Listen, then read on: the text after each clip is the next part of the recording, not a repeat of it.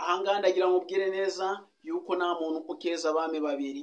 Niba ufite umugabo ukaba ukunda abandi bagabo, ni ukuvuga ngo uwo mugabo ntari uwawe, uwo mugabo ntabwo uzigera umurambana mu gihe ugikomeje iyo nzira yo gukunda cyangwa se yo gufatafata ibyawe ndetse n'ibitari ibyawe. Kamagambo uyafite, kamagambo uyafite, ibikorwa birihe, ibikorwa biri, ese iyo umbeshuranyugwa ni kuki unkengura umutima? Ese babyara bawe ni bangahe kubanyereka ari uko duhuye? Ese iyo mujya guhura kutabanza ngo ubimbwire?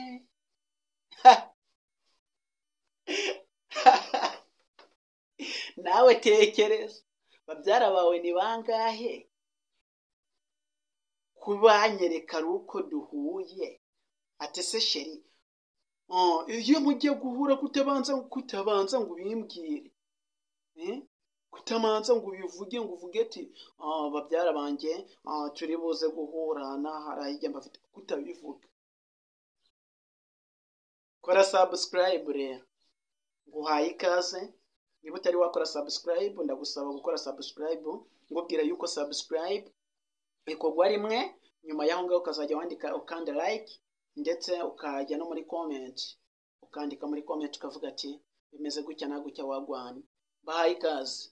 Ni ukuvuga ngo umukobwa ufatafata isaha ku isaha ntagira ibye, biteye yuko yafatafata ngo abaga bagarira yose ngo kuko abatazi ngira izera n'irizarumba.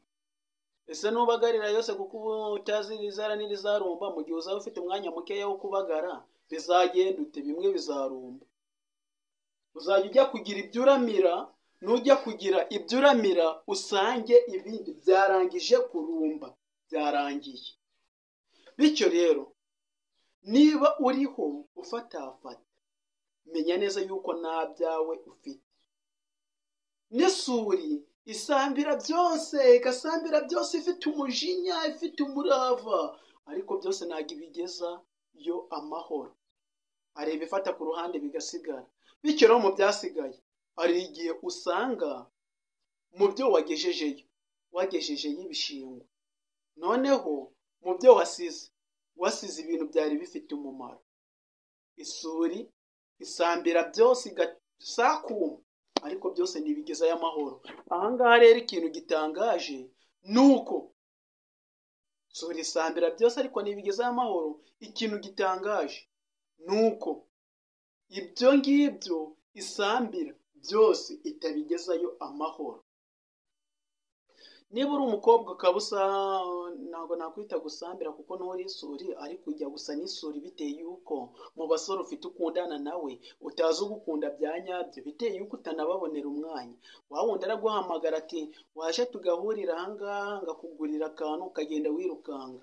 Mu gihe wa wundi wamuhamagaye akakubwira ati ndi buze kuguhamagara mu kanya, hari utubazo ndi gukemura, ugahita wirukangira kuri wa wundi uvuze ngo ari bukugurira akantu. Wa wundi uri muri business zishobora kuzakugirira umumaro ku munsi w'ejo ukamutesha agaciro. Aho ngaho rero uri gusambira byose ariko ntabwo uzabigezayo.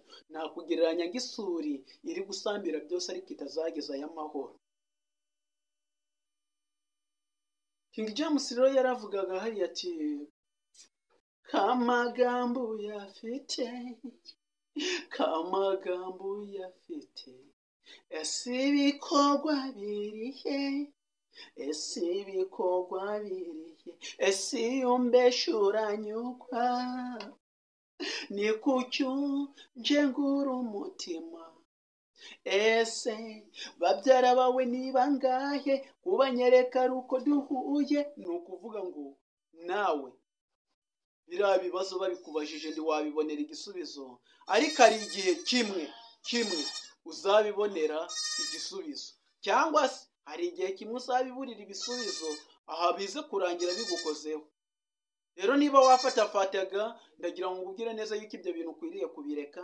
Niba wari ufite umugabo ari kugahora urarikiye abandi bagabo, umva nyugwa pe, nyurwa n'uwo nguwo ufite, uwo nguwo niwe wawe. Mu gihe rero udashoboye kunyurwa n'uwo nguwo, ntabwo uzigera ubishobora. Bye bye, ciao ciao, hasta la vista, nawe utaha.